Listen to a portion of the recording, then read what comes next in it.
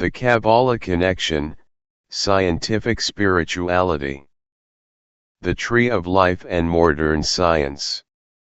Genesis 2:9.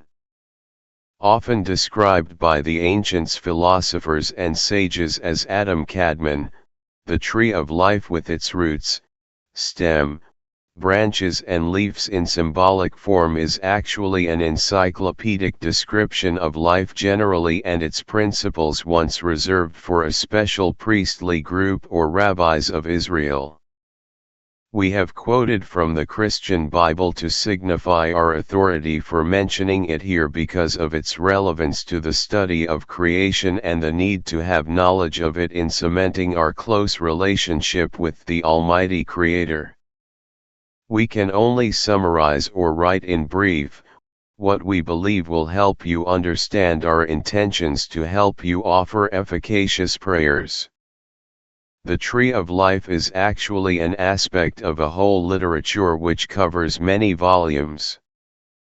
An understanding of the tree a little beyond what is presented in Genesis 2:9 is important to every child of God who wants to get closer to the Almighty Creator, especially at this time when the world has become so materialistic that things about our Maker are hardly ever discussed in social, business and other worldly meetings. Perhaps we should explain further that the Tree of Life also mentioned in Genesis 3:22 is not actually referring to a different tree, one having been specifically mentioned in the previous chapter, and so we can safely discuss the Tree of Life and the Tree of the Knowledge of Good and Evil. But from our study of Bible commentators, we are inclined to ponder on their divergent views as there been two trees instead of one. Whatever the definitions presented to us, we are actually discussing the Tree of Life and also the Tree of the Knowledge of Good and Evil, treating them as aspects of the same tree. Although, Genesis 3:22 specifically spells out the trees as being two, that does not distract us from discussing what we know about the Tree of Life, whose study reveals useful knowledge from the most intelligent source ever known by humanity.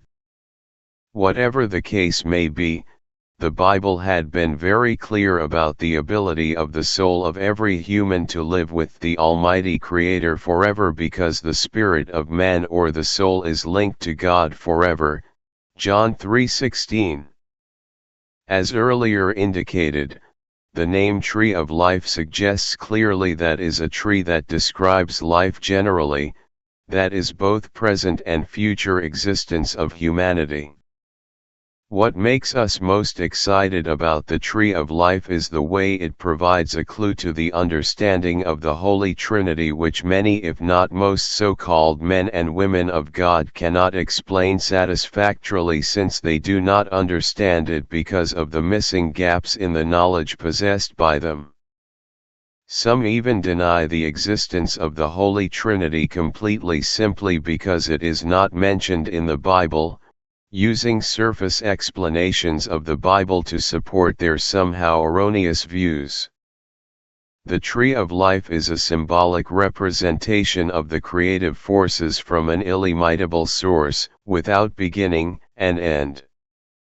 It is indeed the highest vibration of spirit energy, with every potential to produce everything in the universe.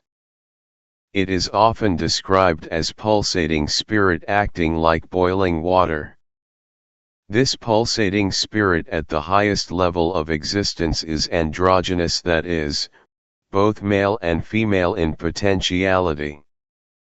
If you refer to Genesis 2:18, you will remember that at the beginning, Genesis 1:1, God created heaven and earth as well as light and darkness, which is the first duality that will eventually produce the first Trinity. And this duality is also repeated in the Tree of the Knowledge of Good and Evil, Genesis 2:9. If you carefully go through Genesis, you will discover other dualities that represent the law of the Creator which he maintains throughout nature. So, the Creator now in conformity with this law created Adam and Eve, because without duality made up of negative and positive there can be no creation. Without going far in this analogy, we would return to the nature of the Almighty Creator, the first part of which is what is in Hebrew is described as the N. The N, which in some schools of thought is regarded as the primordial seat of the universe or nous, is a mass of pulsating life and force that can be described as the beginning of the beginning, although this beginning has nothing that can actually be described as a beginning. We may describe it as everything in its stillness with the ability to expand and contract. We cannot go into all the technicalities involved in describing the activities of the N. As a further illustration of this duality, there are certain issues arising from the Bible to attract our attention. First, the Bible itself begins with the creation of the world and ends with the destruction of the world as seen in the books of Genesis and Revelation. Secondly, if you look at the last chapter of the Old Testament you see that it ends with a curse and the last chapter in the New Testament ends with a blessing. The third, at the time of crucifixion of the Lord Jesus Christ, 2 criminals were crucified with him, one on the left and the other on the right. One of them was repentant and the other was not repentant but insulted Jesus Christ for claiming to be what he was not. Then, of course, we have the Old and the New Testaments in this line of duality. But to create, the N in its stillness must expand.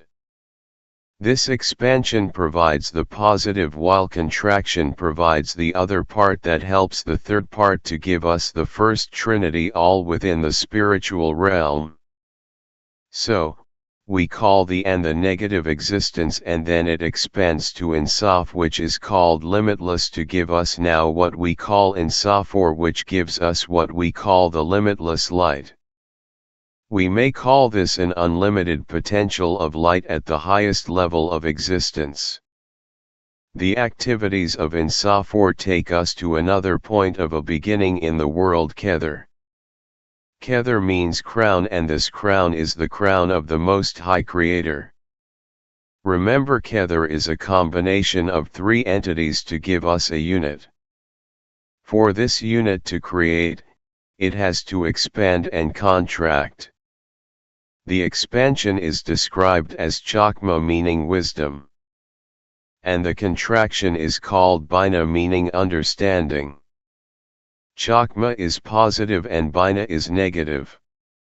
Before we move on, it is appropriate to understand that so far we have been discussing the nature of creation at the spiritual level, which is beyond human understanding in its fullness, and we should be satisfied with that because we have been admonished to appreciate the vast difference between our physical and spiritual world, although there is actually a thin line which at the physical level suggests that vastness. Psalms 90:4. One important fact that must be understood is that our physical world is, in fact, a reflection of the spiritual world, just as we have positive, negative and balance as the basic principles which make life dynamic. We must try to maintain this balance on the physical plane as it is on the spiritual world, the lack of which is responsible for the chaos, confusion, and turbulence in the world today. Remember, in the Lord's Prayer we are taught to pray to the Almighty God for His will to be done on earth as it is in heaven, Matthew 6:10. Heaven is the spiritual kingdom and our earth is the physical kingdom. We have described in brief the basic tenets surrounding the divine or spiritual aspects of the tree of life. Actually, everything can be rendered spiritual depending on its density, meaning there is only a thin line between the spiritual and the physical, as earlier indicated. The tree of life, covering the spiritual and the physical universe, positive, negative and balance as the most frequently occurring methods of classifying the manifestations of life processes.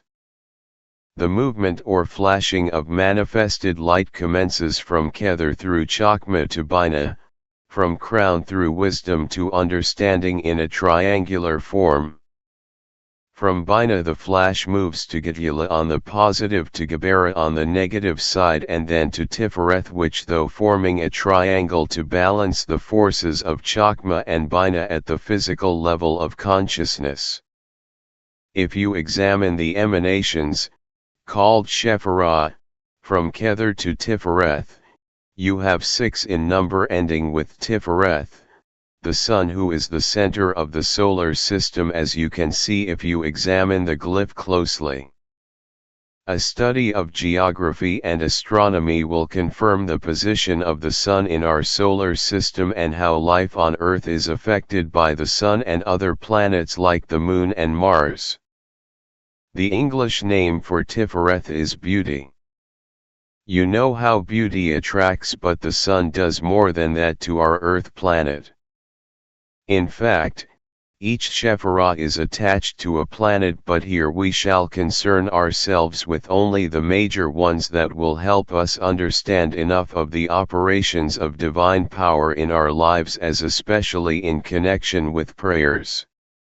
From Tifereth it moves to the positive side of the tree where Netsuch or victory is stationed to begin forming another trinity or triangle including Hod, glory, on the negative side and Yesod, foundation, down in the middle. Yesod is the sphere of the moon close to our Earth and is number 9. The moon, the sphere of Yesod, does not emit light but reflects the light received from the Sun, also at the position on balance on the tree. The invisible influence of the moon on our Earth planet was more felt and appreciated in ancient times than that of the Sun associated with light and heat. Science has established beyond doubt the importance of the Sun as the major source of energy on our Earth planet. Moving down to our Earth, the kingdom, the light is at its highest degree of density in our solar system. Science tells us that our planet Earth moves around the Sun while the Moon moves around the Earth to perform the functions prescribed by the Almighty Creator. These are scientifically proven facts which were denied by the Church at the time they were first discussed, leading to the death or imprisonment of the early scientists who made the claims. Though only a sketch of what has come to us is presented here, it should enlighten you well enough to make you see the fast closing gap between different and often conflicting frontiers of knowledge that are now available to humanity. To conclude this portion of our discussion, we may recall recent activities of science in the areas of solar energy. Modern trends in scientific research. With the overwhelming influence of Sun on Earth in the area of solar power now in use to replace electricity generated from various sources, cosmologies has deepened their search to know the origin of our universe.